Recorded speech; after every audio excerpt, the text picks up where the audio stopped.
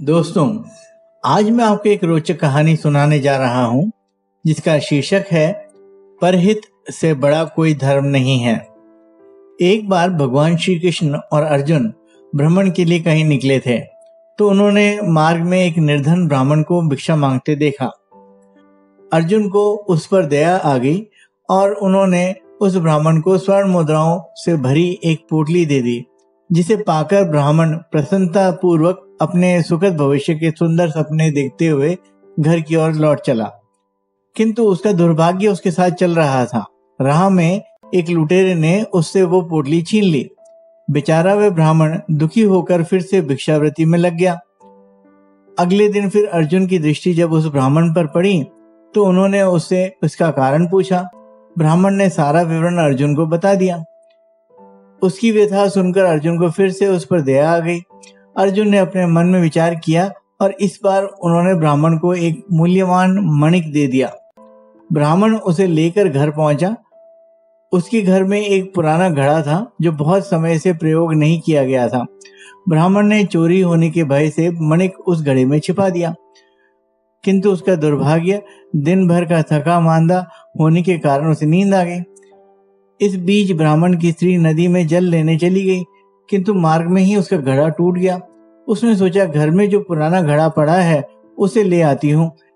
ऐसा विचार कर वह घर लौटी और उस पुराने घड़े को लेकर चली गई।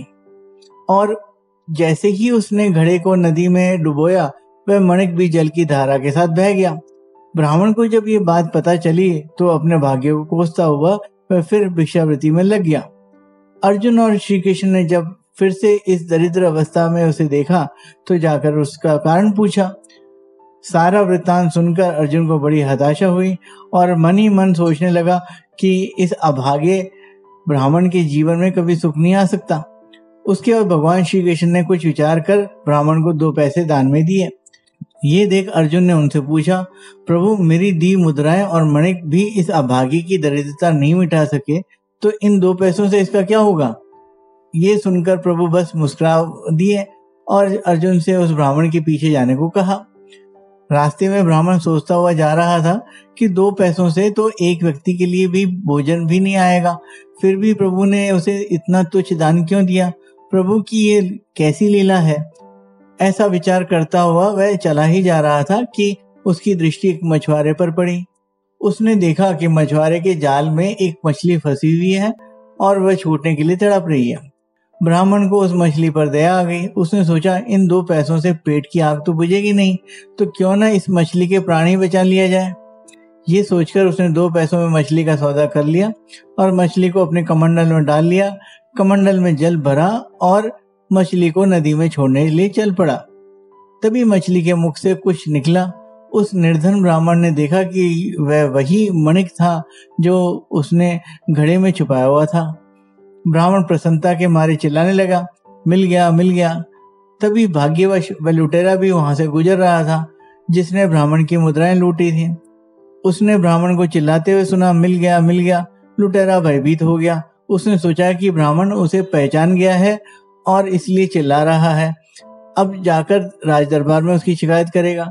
इससे डरकर वह ब्राह्मण से रोते हुए क्षमा मांगने लगा और उससे लूटी हुई सारी मुद्राएं भी उसे वापस कर दी। ये देख अर्जुन प्रभु के आगे नतमस्तक हुए बिना नहीं रह सके। अर्जुन बोले, प्रभु, ये कैसी लीला है?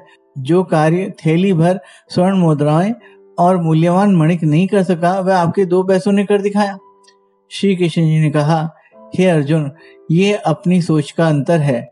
जब तुमने उस निर्धन को थैली भर स्वर्ण मुद्राएं और मूल्यवान मणिक दिया, तब उसने स्वार्थवश मात्र अपने सुख के विषय में सोचा, किंतु जब मैंने उसको 2 पैसे दिए, तब उसने दूसरों के दुख को भी अनुभव किया।